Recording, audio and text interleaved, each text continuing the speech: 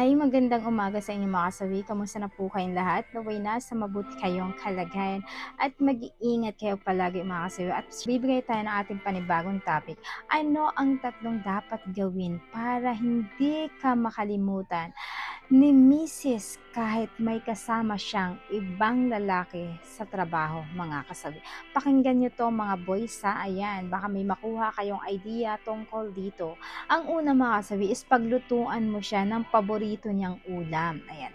Lagi niyang tatandaan kapag once na yan na si Mrs. ay may paborito itong ulam, dapat eto yung lulutuin mo sa kanya para mas lalo kanyang na-appreciate at hindi niya ito nakakalimutan na talagang napapakain mo siya ng paborito niyang pagkain.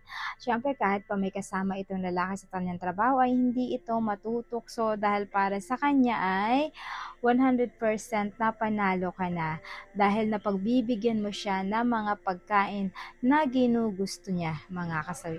Ayan lang po yung ating una na dapat gawin.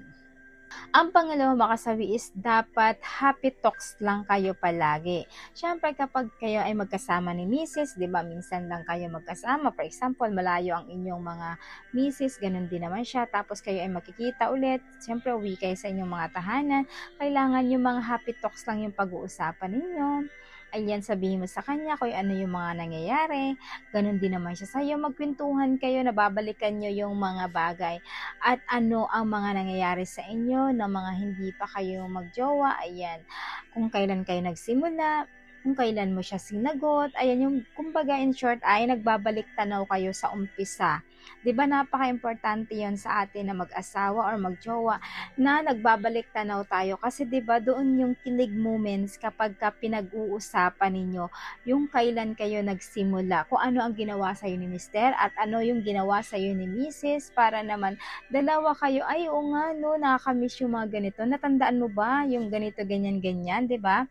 Andun na nagsisimula yung kilig. Kasi nga 'di ba lahat naman na magjowa ay nag-uumpisa sa mga kilig-kilig-kilig na yan hanggang sa napapasagot niyo na si Mister. At siyempre si Mister ay napasagot niyo naman si Mrs. 'Di ba napakasimple lang, 'di ba? Napakasarap na moment kapag nagbabalik tanaw kayong dalawa kasi eto yung pinaka-importante. Minsan kapag ka nag-aaway kayo, balikan niyo lang yung mga panahong hindi pa kayo magjowa at nagliligawan pa lang kayo para naman mas nakikilig pa kayo sa isa't isa kapag pinag-uusapan ninyo yung mga ganitong sitwasyon mga kasabi. Ayun lang po yung ating pangalawa na dapat gawin. Ang pangatlo mga kasabi, syempre, papakabog ba yung mga kalalakihan? Dapat 100% na mukbang ang kanilang mga tilapia. Lagi niyong tatandaan sa mga mister, napaka-importante na dapat minumukbang nyo ang kanilang tilapia dahil bibihira ang mga kalalakihan na talagang matagal pumapapak ng kanilang tilapia ng kanilang mga asawa dahil ang iba ay nandidiri ito or syempre minsan may amoy si misis pero panalo ka na talaga or paldo ka na sa isang lalaki kapag kahit may amoy ka ay talagang kaya kang imukbang neto ng matagal dahil para sa kanya ay ramdam niya lang na kung gaano siya nagiging komportable at nag-i-enjoy siya na gawin ang pagmukbang sa tilapia mo kahit pa gaano katagal. Kapag ganito, hindi ka talaga makakalimutan ng iyong asawa kahit sino pa ang mga kalalakihan na kakasama niya sa kanyang trabaho at talagang ito ay makukontento na sa iyo mga kasal. Ayan lang po yung ating pangatlo na dapat gawin. At syempre hindi mawawala yung ang advice. Lagi niyong tatandaan sa mga kalalakihan kapag itong 1, 2, 3 ginawa ninyo. Alam nyo ba, mas nag-i-enjoy sila. Ayan, yung talagang relasyon na kalmahan lang sa buhay. Hindi na kailangan pang away dito, sigaw dito, galit dito, away araw-araw, sigawan kung saan-saan na nakakarating, 'di ba? Post dito, kayo pareha sa social media. So, walang peace of mind.